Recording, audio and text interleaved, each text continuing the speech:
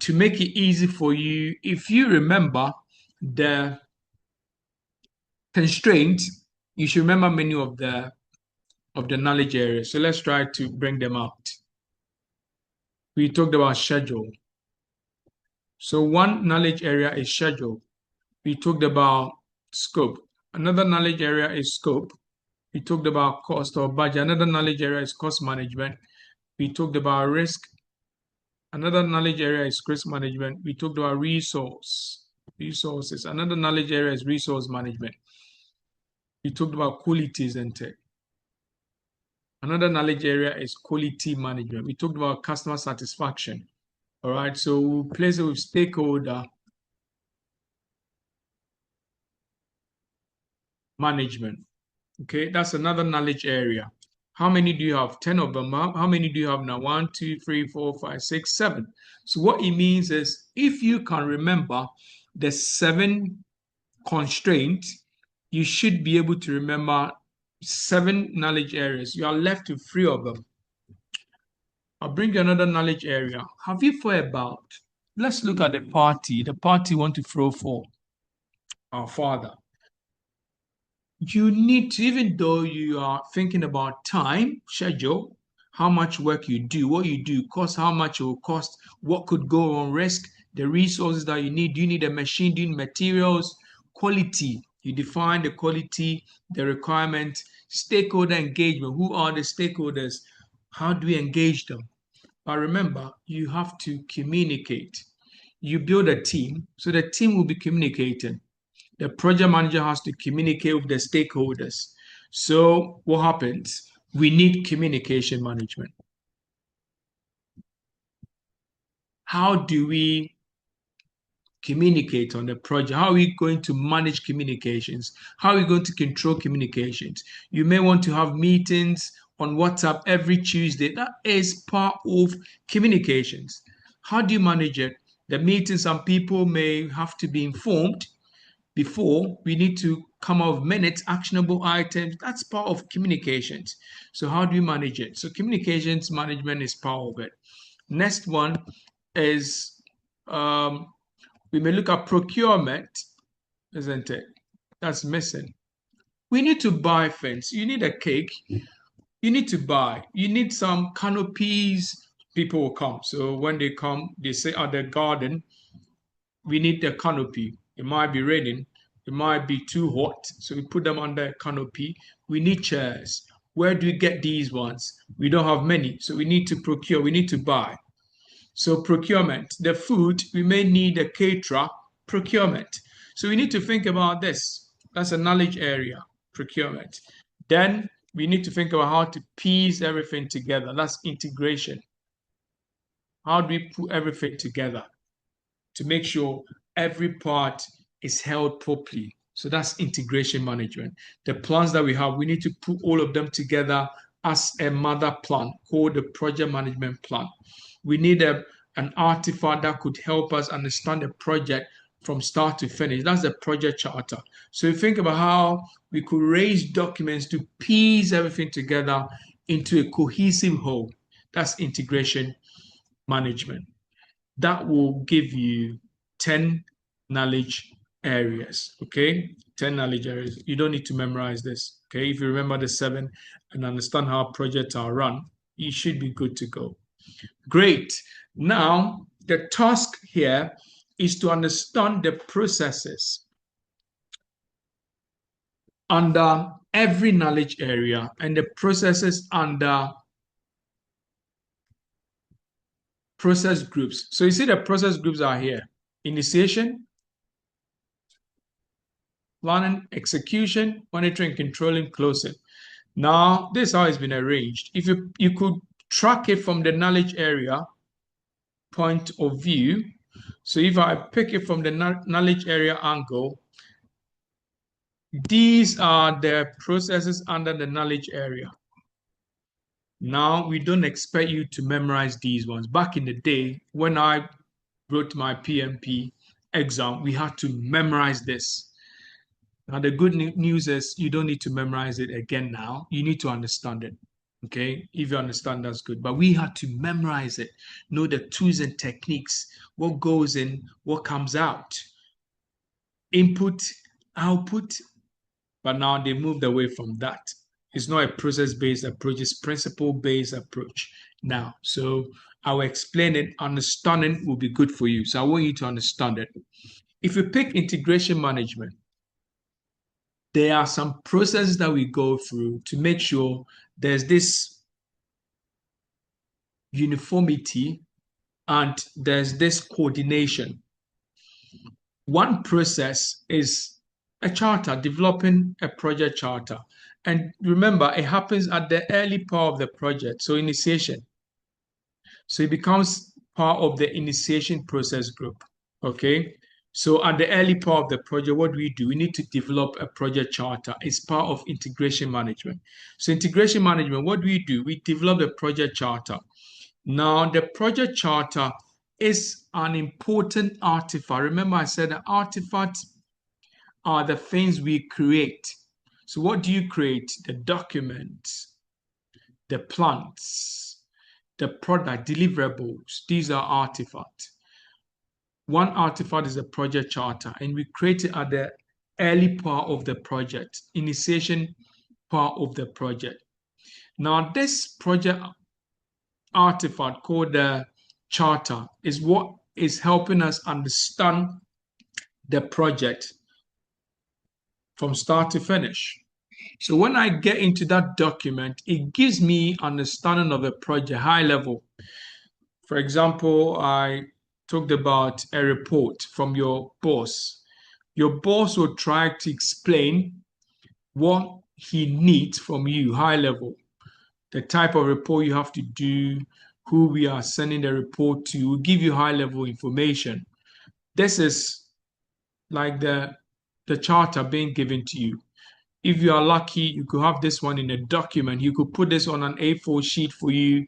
That becomes a charter, small at that small scale level for you. If it's a big project, we would take our time and capture a detailed project charter. So talk about why we are doing the project. So justifications, objectives of the project, what could be the success criteria of the project, what could be used to measure project success, what could be the initial requirements, what are the initial requirements. All these ones will be in the chart. How much are we looking at? Don't forget this, you can't bank your hopes on this because it's high level. So we think about how much will this one cost. For example, if you want to buy a bus, what will come to you readily? How much is the bus? So high level. So you might want to talk to somebody. You pick a phone and speak to somebody. I want to buy a bus, but what do you think? I think you bought a bus 2 years ago. How much was it? High level. It doesn't mean when you buy your bus, it will be that same price. But you want to have understanding. What is the range? How much does it take? How much time does it take to get it? If you order, how much time does it take to get it? High level. What are the major features? You get high level. What could go wrong if we buy a bus? So you could speak to somebody, an expert, to give you some ideas. What happens if I want to buy a bus, and use it for commercial purposes? But what could be the risk? And one risk that will come to your mind readily is accident, isn't it? So the things that comes to you readily at that time, you put them in a charter, but there's a checklist you use. Okay, there's a checklist for developing a proper charter. These days, in the age of AI, these things you don't need to struggle that much. If you want to develop a charter, you could ask AI to give you a guideline. But remember, you are smarter than AI. So what AI gives you might not be final. You need to still look at it and make sure it suits what you want to do.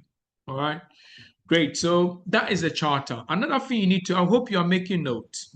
Another thing you need to know about, lots of questions come from this area. Another thing you need to know about the charter is this. It gives the project manager authority. It gives you mandate. It gives you the power to go ahead with the project.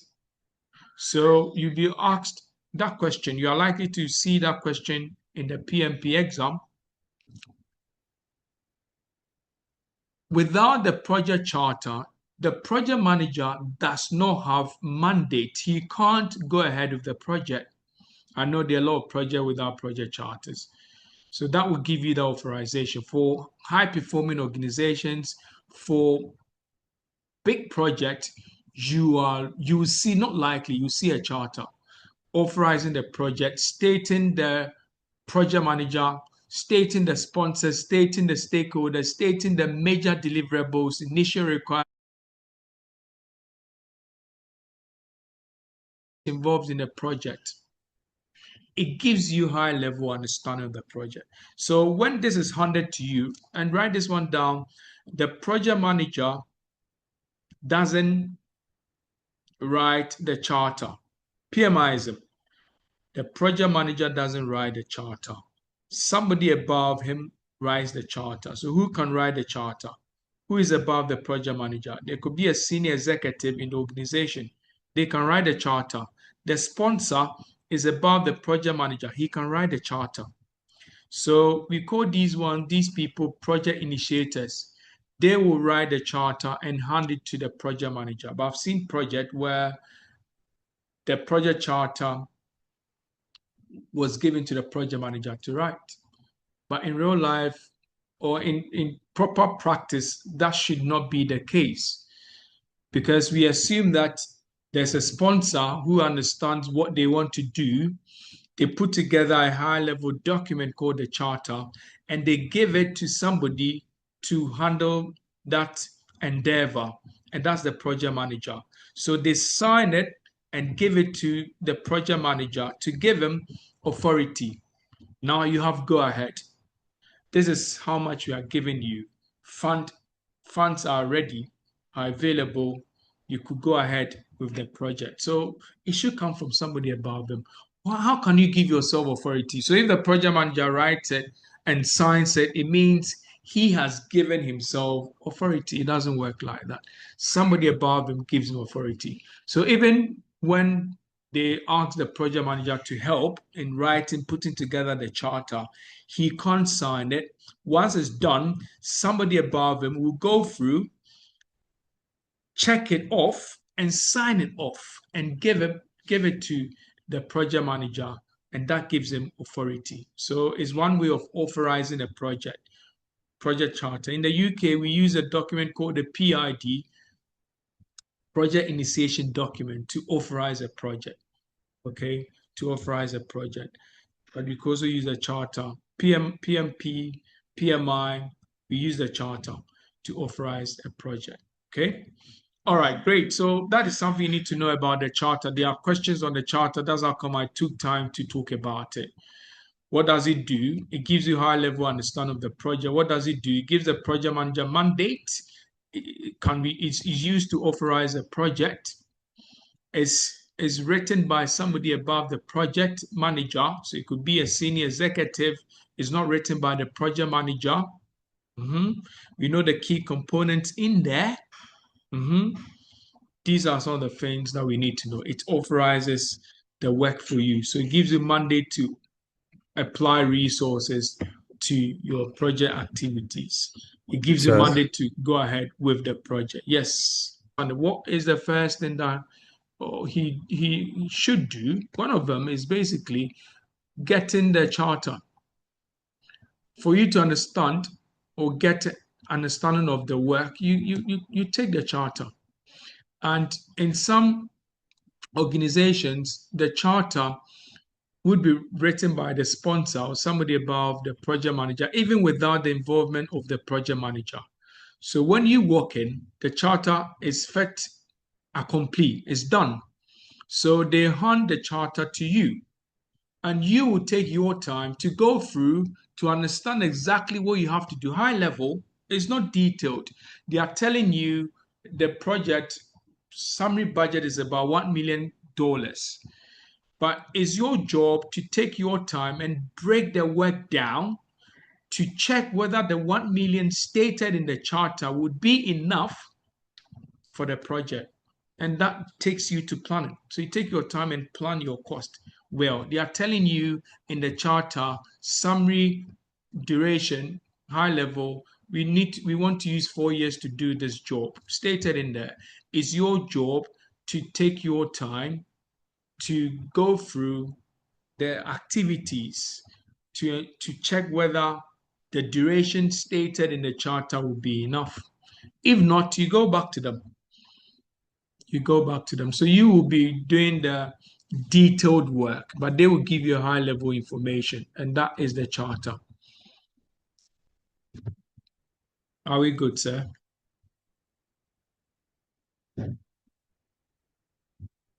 Yes, sir.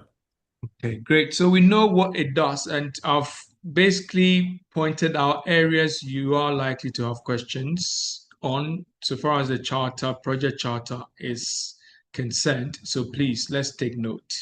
I hope you jotted these ones down.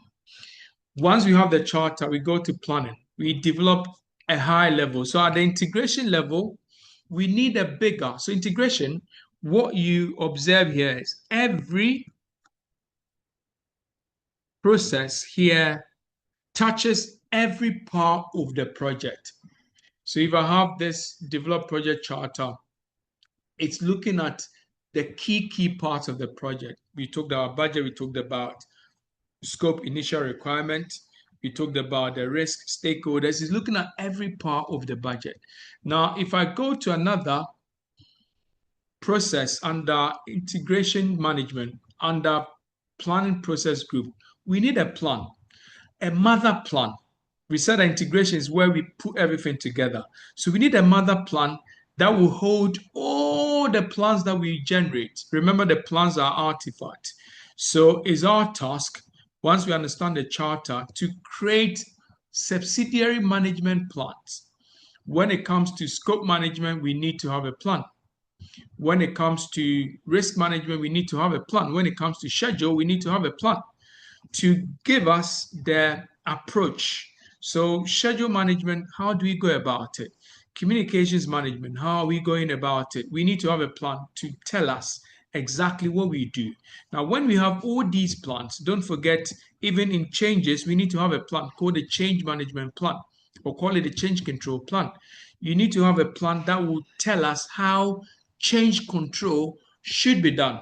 How do we administer changes? What is the process? How do we go about it? How do we set up the CCB? Who should be part of the CCB? How do they make decisions? All these ones will be stated in the change control plan or change management plan. So when we have all these plans created, we will put them into together to have one plan called the project management plan, PMP. All right.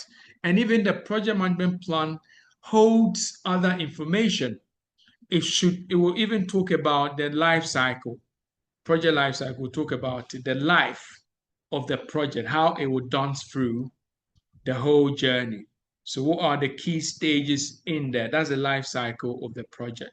Okay. What could be the key stages, key points in the project? It will dictate the life cycle of the project. That is also stated in the project management plan. And also talk about the development approach. How are we going to develop our deliverables? What approach are we going to use? Is it predictive? Is it iterative? Are we going to do it incrementally? We'll talk about this one more. All these ones will be stated in the plan. And we also have the baselines. So when we go through scope, we need to baseline it so we know exactly what we are doing. This is what we are doing, and this is what that we're not doing. You need to state it clearly. So we need to have a baseline, scope baseline to tell us what we are doing and what we are not doing. Inclusions and exclusions. So the party, this is not included.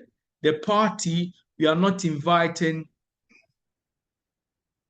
old school friends stated in there because you're likely to invite when you're having a party for your dad, you're likely to invite your dad's old school or old friends. But it's stated in there, this is something that we are not doing. So it should be part of your scope baseline so that you know exactly what you are doing and what you are not doing. Okay. So the baseline, when it comes to the cost, what is the baseline? This is how much you are spending. The baseline. When it comes to schedule, what is the baseline? So all these ones are stated in the project management plan. Then we go to the next thing on the execution. This is where we do the work. So we look at a process called the direct and manage project work. This is where all the work is done. Okay, so take note. You could have a question on that.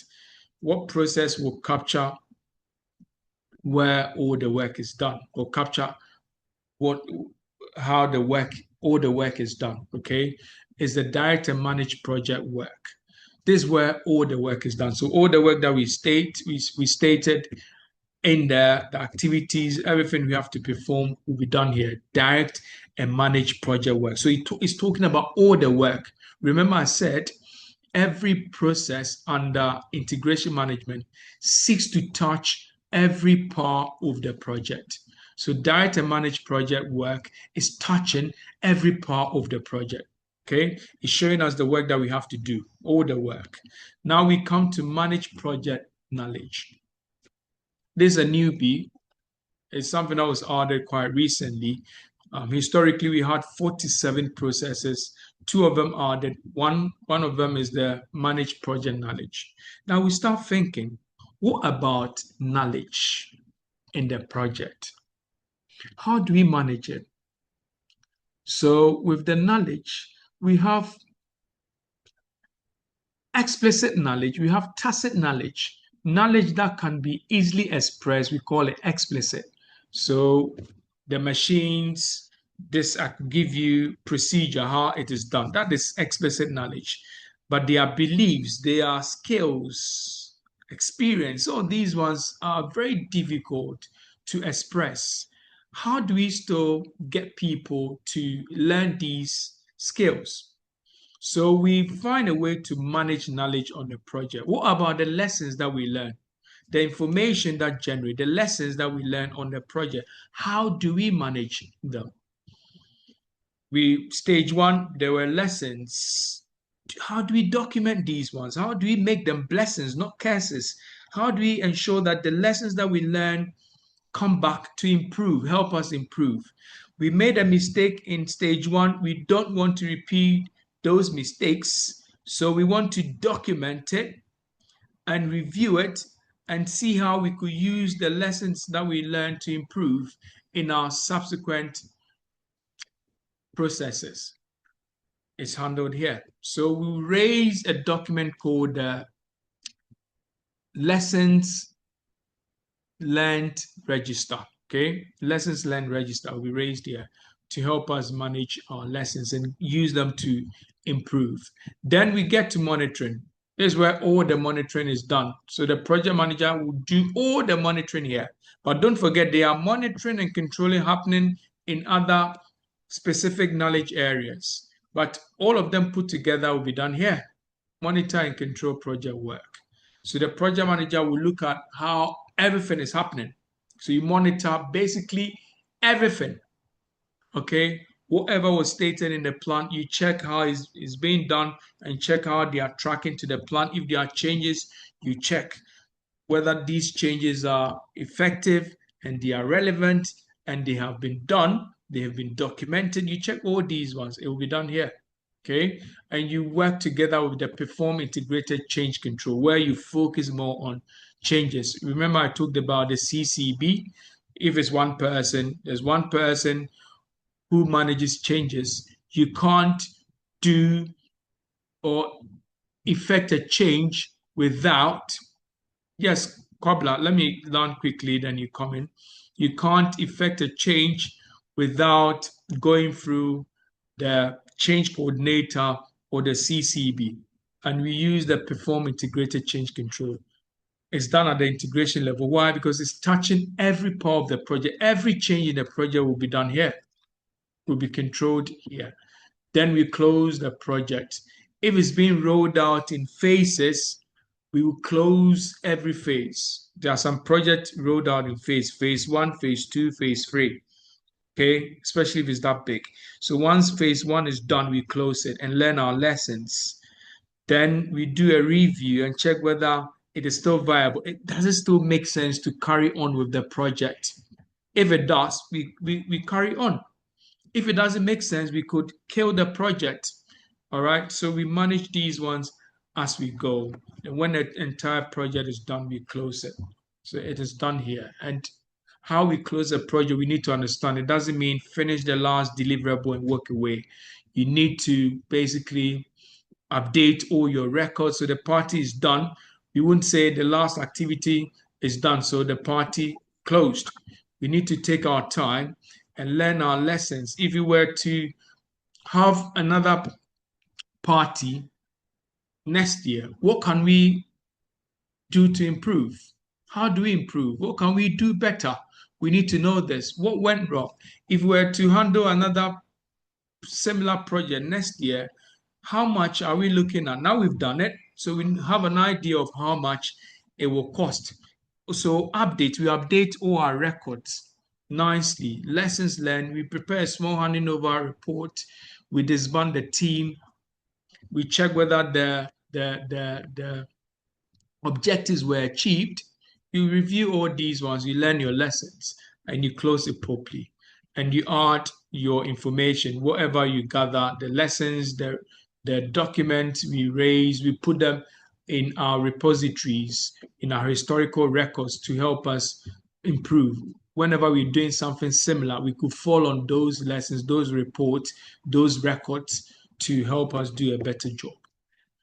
Okay, so integration is helping us run through entire project.